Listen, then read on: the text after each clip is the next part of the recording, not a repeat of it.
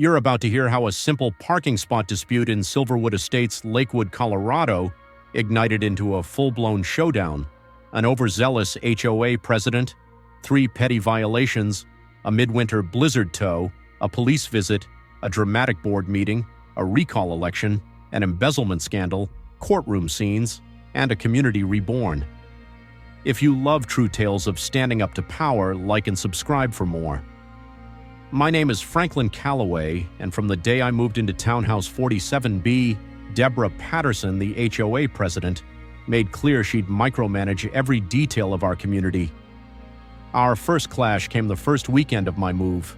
My rental truck half-blocked the access road to unload, and there was still 20 feet of clearance. Yet Deborah marched over with clipboard in hand. "You can't park there on a Saturday," she snapped, tapping her rules binder. "Moving is Monday through Friday, 9 to 5. I'd confirmed with the property manager that weekend moves. By 7 p.m. were allowed. Exhausted and juggling a work call, I stood firm. "My deed assigns this spot to me. We'll finish in 2 hours.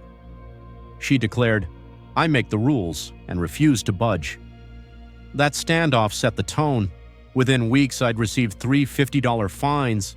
Trash bins left out 4 hours too long, a tiny wreath hung 2 weeks early, and, her favorite, parking 6 inches over my line. I paid the first 2 grudgingly, but disputed the third. At the monthly board meeting, I was granted 3 minutes, Deborah less than 10 seconds to dismiss my appeal. "If you wanted lax rules, you bought in the wrong place," she sneered. I paid the fine, but began studying the bylaws. By November, Colorado's early snow warned of a brutal winter. I prepared my SUV, stocked salt, and bought a new shovel. Deborah emailed all homeowners. The HOA would clear main drives, but owners had 24 hours to shovel their own spots or face $100 fines. The first 6-inch storm arrived mid-month. At dawn, I cleared my spot and helped elderly neighbor Mr. Henderson. By 10, my space gleamed. Minutes later, I saw a silver Mercedes slide into my cleared spot. Stepping outside, I confronted Deborah. "That's mine." She shrugged. "I'm conducting HOA business, president's privilege." I checked the deed records. No such right existed.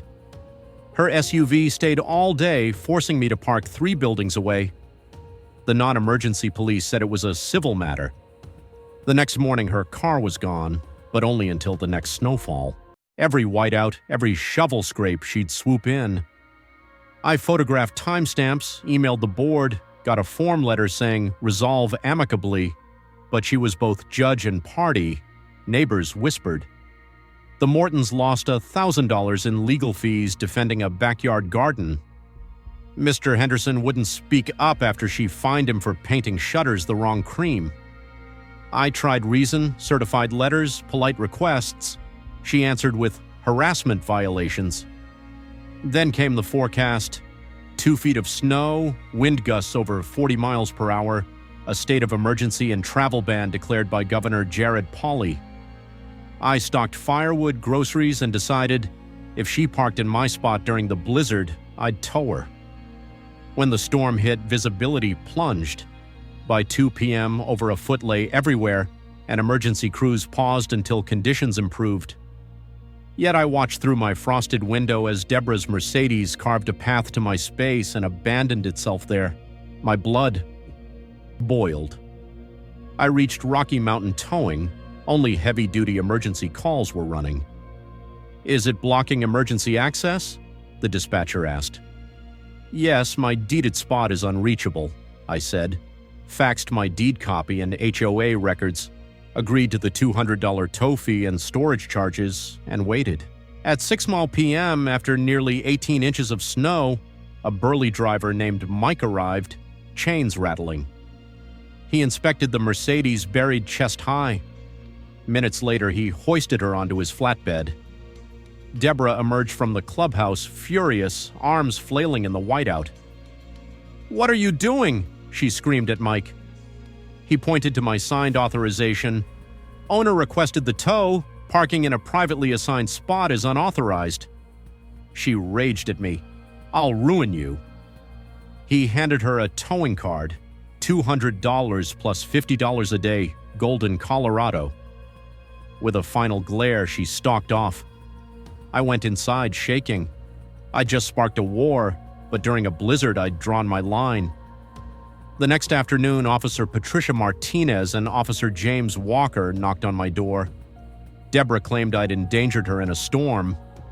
I laid out my file, 23 photos, emails, deed records, storm data proving visibility was clear when she walked home, and police notes. They listened, warned that towing in a blizzard could be seen as creating danger, but declined charges. Resolve this without further escalation, they advised. 2 days later, an emergency HOA board meeting was called to address serious violations by Franklin Calloway. I retained HOA Specialist Attorney Jennifer Hartley. She reviewed my evidence via video call and said, "You have every right. The parking assignment is a property right, not a courtesy. Go, present calmly." On Saturday morning, dozens of residents packed the clubhouse. Deborah opened the meeting by accusing me of maliciously towing her and risking lives. Then it was my turn. I laid out the facts, stamped photos of her Mercedes in my spot after every snowfall, my documented requests, the board's refusal to act, my deed. I even showed radar maps of the storm's ebb as she returned to her townhouse. My calm, detailed presentation drew nods. Margaret, a board member, asked Deborah for evidence of presidential parking rights. Deborah had none. Suddenly, a man rose, Robert Chen, Unit 23A owner and real estate attorney. He confirmed, "HOA bylaws don't override recorded deed rights. Miss Patterson's actions expose us to liability." Whispers filled the room. The tightly controlled meeting unraveled. Speakers challenged Deborah's arbitrary fines. The board voted 4-1 to table the matter until legal counsel could advise. Members filed out congratulating me. Robert handed me his card. Call anytime. In the following days, neighbors came forward. Mr. Henderson's roof shingles complaint, Mrs. Morton's garden harassment, a $500 wreath fine. Deborah's tactics revealed a pattern of intimidation. Then I got a letter from Mitchell and Associates, Deborah's lawyers, alleging I'd damaged her car and caused emotional distress. Jennifer Hartley laughed it off as baseless and sent a forceful reply threatening counterclaims. Silence followed.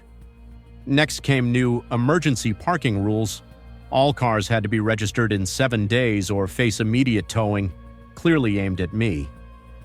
I scanned the fine print and caught that the board bypassed the 30-day notice requirement for bylaw changes. I alerted Robert. "This is illegal," he said. Over coffee, we plotted a recall under Colorado's HOA statutes. 10% of 120 units, 12 signatures, would trigger a special election. We collected 42 in 3 days. Deborah tried to invalidate signatures, challenged our right to recall. Robert countered every argument with precise citations and even filed a complaint with the Colorado Division of Real Estate. On March 5th, under a court-appointed monitor, over 90 residents gathered. The recall passed overwhelmingly. Deborah and her 4 allies were ousted. In the immediate vote for a new board, Robert Chen became president, joined by Mr. Henderson, Sarah Morton, and 2 reform-minded neighbors. Deborah left without a word. The new board's first act was to rescind Deborah's emergency parking rules and launch a financial audit. The results were damning. Over $40,000 in HOA funds spent on Deborah's vehicle payments, lavish dinners recorded as board meetings, and $5,000 paid to her son for minimal website work. We reported her to the Jefferson County District Attorney. Assistant DA Amanda Richardson brought charges of theft and embezzlement. At the preliminary hearing before Judge Michael Torres, her attorney argued expenses were legitimate. The prosecutor presented invoices proving the fraud. Deborah was released on $10,000 bail, her trial set for June. In May, she accepted a plea deal, guilty to theft by deception, 2 years probation, $42,000 restitution, and 100 hours of community service. Embezzlement counts were dropped. When I drove home that June afternoon, Silverwood Estates felt transformed. Under Robert's leadership, transparent budgets, term limits, audits, and a fair grievance process were in place. My parking spot stayed empty for me alone. In July, Mr. Henderson and I shared beers on my patio. He told me he'd always feared standing up to Deborah. I admitted I nearly backed down too. Sometimes extreme situations demand extreme measures, I said. He nodded. Deborah won't hurt anyone here again. That fall, new neighbors moved into Deborah's old townhouse. I helped them carry boxes and explained how assigned spots work. No more Mercedes intrusions. By December, at the best-attended holiday party in years, Robert toasted parking spots and principles. I clinked my glass, thinking how my small act, having a car towed in a blizzard, uncovered a web of abuse and rebuilt an entire community. Outside, fresh snow began to fall. Tomorrow morning, I'd clear my spot again, and it would remain mine. Because sometimes the biggest fights start with the smallest stand. If you'd like more stories like these, please like and subscribe.